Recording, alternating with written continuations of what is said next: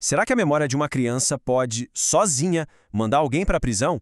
E se, 13 anos depois, essa mesma memória pudesse libertar essa pessoa? Hoje, a gente vai mergulhar num caso impressionante em que a justiça precisou voltar atrás para corrigir um erro gravíssimo. Tudo por conta de um detalhe que mudou o destino de um homem. Olá, que bom que tá por aqui. Antes da gente começar para valer, aquele lembrete rapidinho que ajuda demais a gente. Já deixa o like, segue o nosso canal e compartilha. Isso faz com que essa discussão importante chegue para muito mais gente. Contamos com essa força. Então vamos direto ao ponto que interessa. A memória de uma criança, ela é uma prova 100% confiável? Ou será que ela pode se tornar uma armadilha, capaz de trancar um inocente por anos e anos? A história de hoje responde essa pergunta de um jeito que, olha, é de arrepiar. Vamos conhecer a história do João. Ele foi condenado por crimes seríssimos. O grande problema, toda a acusação, tudo que colocou ele atrás das grades, se apoiava num pilar único e, bem frágil, o testemunho de uma criança.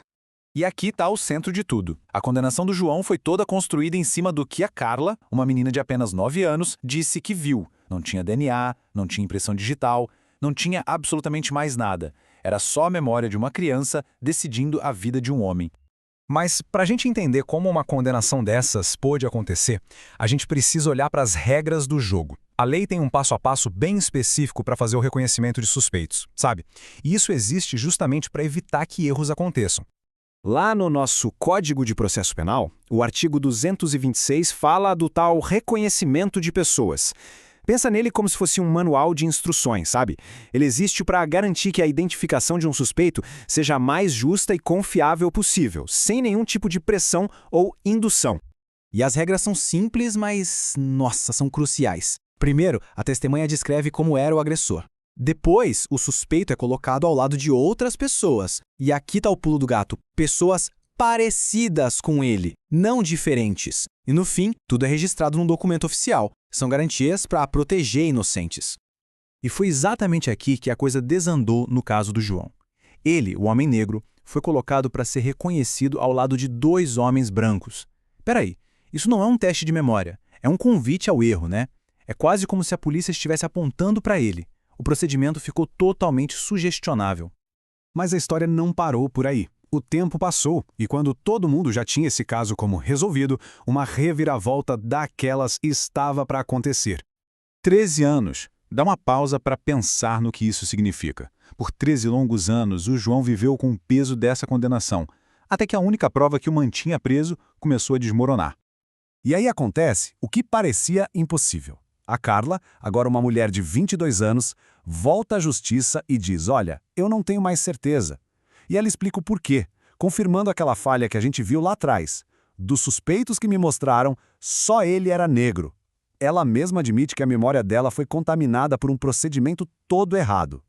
Vamos fazer uma pequena pausa aqui. A história do João não é só um caso isolado. É um baita alerta sobre como a justiça pode ser frágil. Ao compartilhar essa análise, não se está apenas ajudando o nosso trabalho a crescer. Está, na verdade, espalhando uma discussão fundamental sobre como a gente pode evitar que erros assim se repitam. Com esse novo depoimento da Carla, a defesa do João tinha uma carta na manga: a revisão criminal. O argumento era simples, mas muito poderoso. A retratação era uma prova nova, e o reconhecimento lá do começo sempre foi ilegal. O objetivo? Anular a condenação e finalmente limpar o nome do João.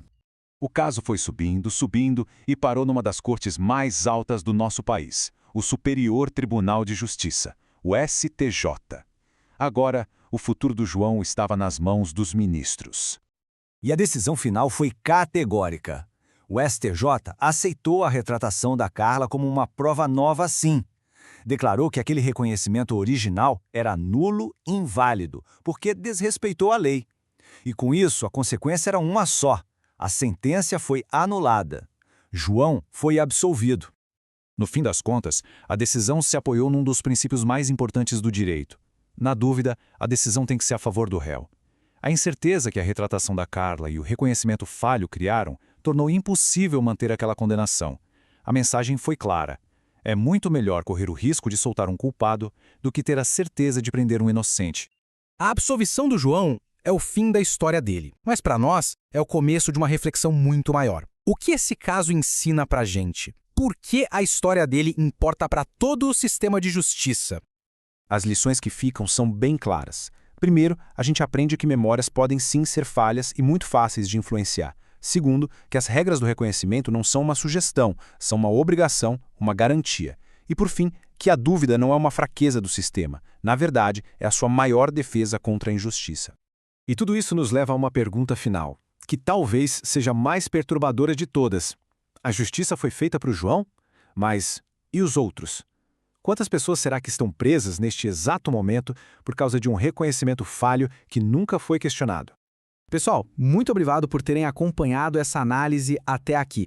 Mas a conversa não precisa terminar agora. Para continuar por dentro de outros debates como este, só que em áudio, é só seguir o DireitoCast lá no Spotify.